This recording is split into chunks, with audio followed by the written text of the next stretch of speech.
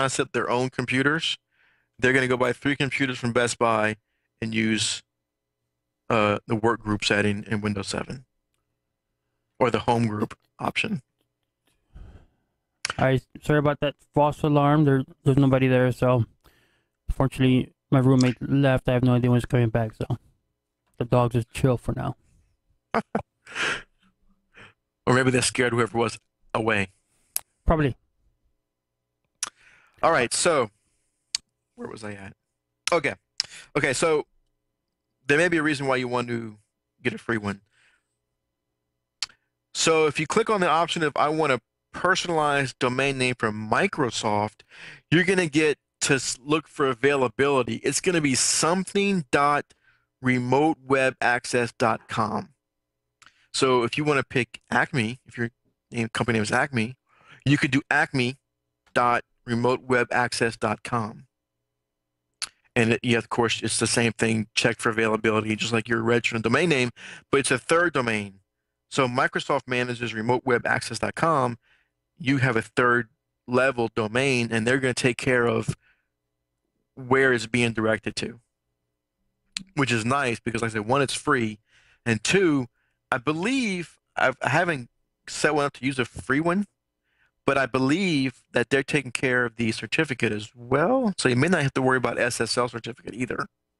That would be a nice feature because SSL, as simple as it may be to list it up for some folks, gives some folks some trouble at times. Yeah. So in an SSL certificate is more per year than the domain and DNS cost anyway. So you're adding to the cost. So I believe that they're taking care of this as part of the certificate when you do this. So you don't have to pay for a domain name, you don't have to pay for the DNS services, and you don't have to pay for SSL certificate. And it's not that hard for a customer to remember acme.remotewebaccess.com. Okay. It's not some weird domain. So, and there's some other, but so let's say you're using Gmail and a person on a limited budget might be using Gmail or their Yahoo account. So you don't have to get a domain name just for this. I'd say just use the free one. In fact, I kind of like the free one in some cases. The only person using this is going to be the few users on this network anyway. So, all right. So you got a few options. The first thing, remote web access, use your own or get a free one. If you use your own, you either got to buy it and set it up manually or go to their partner and let them set it up for you. So either way, they're all pretty easy. The DNS records, of course, we talked about before. Of course, you can want a static IP address. Just any business account should have a static IP address on their router. So if you say you want to use remote.acme.com, I'm not going to go to it because we did it before. You just got to create the A record for remote with your static IP address. That's really all you have to do with your DNS. So, and a lot of domain registrars, when you register the domain name, will let you have basic DNS entries for free like that without paying extra.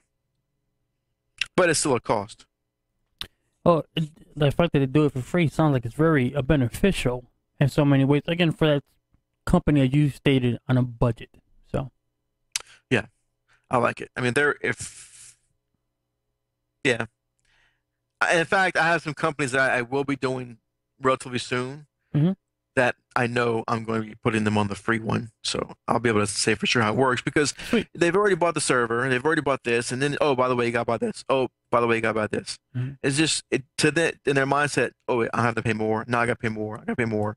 Every time they get their credit card out and they have to buy something, it's even though it's not much, it's still in their mind, they're thinking, well, this just cost me more than I thought it would. Right.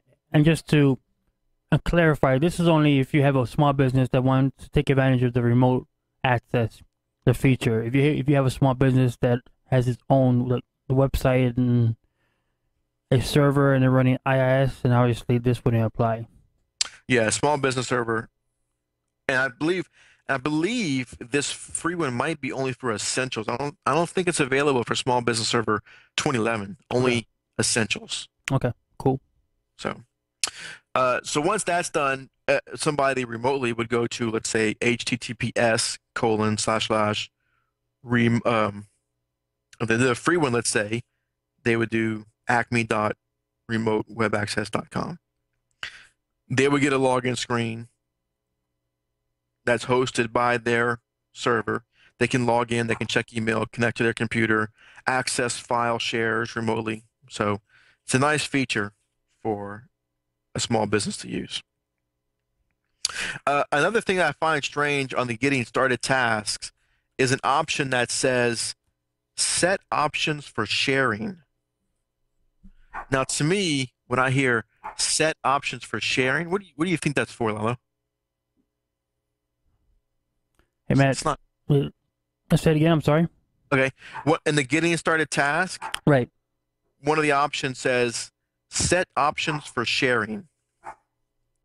Now, to me, that's not clear at all what that option, what that getting ta started task is for. I mean, what would you think that would be? Set options for sharing. It could be a wide range of things. It could be NTFS permissions, sharing permissions. Yeah, I mean, strange. it could be. You know what it's for? What is it for? It's to create user accounts. No, seriously. Yeah, right.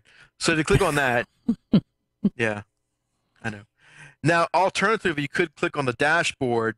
There's an icon for users. You could click on the users tab and create user that way. But if you click on the option set options for sharing, you're going to get a screen that's going to give you a couple choices. One is share with user accounts recommended, which still does not make much sense. But the fine print underneath says choose this option to add a user account. Okay. Okay. So that's what you're going to add a user account Okay. with if you use a So wizard. there's no options for permissions or sharing names or how many concurrent connections. It's just Well, there is not here.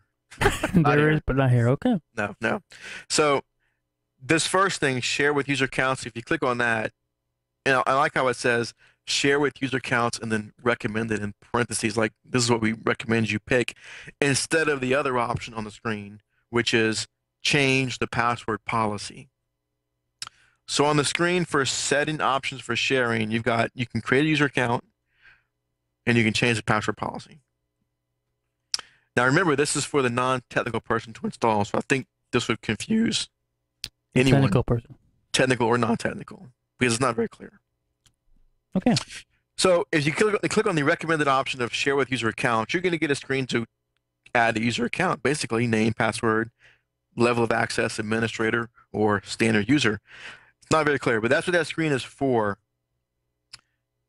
I personally would never use that because I'd go to the user tab, but it's in the getting started tasks, it's recommended you go through the task step by step. So pretty much you're saying you wouldn't touch it with a 10-foot pole.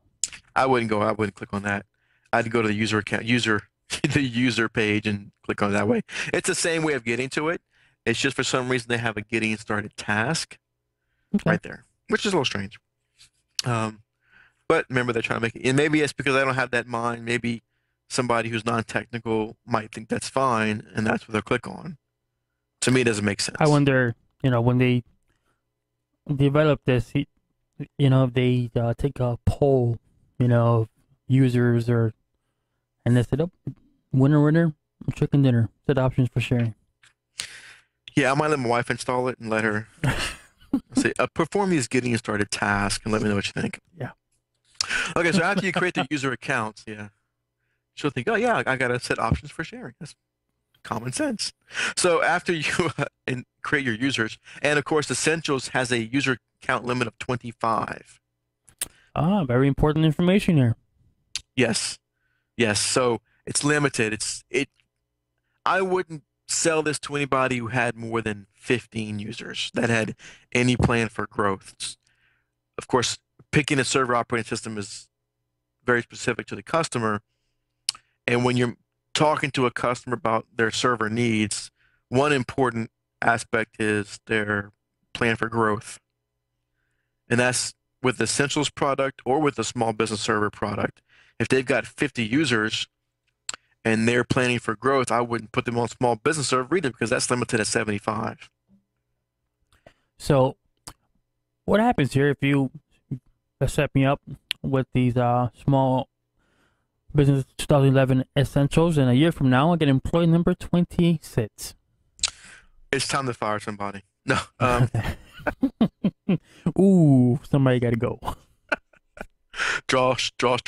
Um, well, I haven't found out. I know with O3, with small business server, there's what's called a what's it called? Migrations license pack, Okay. to where if you go on beyond 75 users, you can install the migration licensing, which basically removes the SBS part. Basically turns it into server Okay. instead of small business server. It removes all the limitations of the small business server with that migration license pack. I'm assuming there's going to be something similar with 2011, but I haven't actually found that out yet. I know in Okay. 08 it's possible. I So I would know 03 it's possible. I would have to assume so because people are gonna run into that scenario. I mean, some small companies grow to bigger the companies, and there's no way to migrate it. It would suck. You have to nuke your whole entire network and start from scratch. Right. So, but do it. Yeah, that's when if somebody has five, six, seven users and talking to them, some of these features are important, remote access, client backup.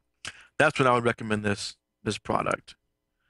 And of course, make it very clear it's got a limit of 25 users. So if you think if you want to keep the server for 5 years and you have 10 people now, what is your business plan call for growth?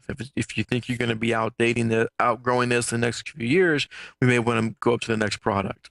So Gotcha. they need to be made fully aware of the limitations of what you're selling them. Right, because for those of you that worked in networks, small, the medium, or big, we all know the server operating system sticks around for a while. There are companies still running O3, which nothing wrong with that. It's pretty rock solid, and some are just migrating to O8. And so, if you pick this small business server with 25 licenses, it might stick around a while. Yes, until it dies. Mm-hmm. Because remember, they're on a limited budget. They want to squeeze the life out of this thing. Yep.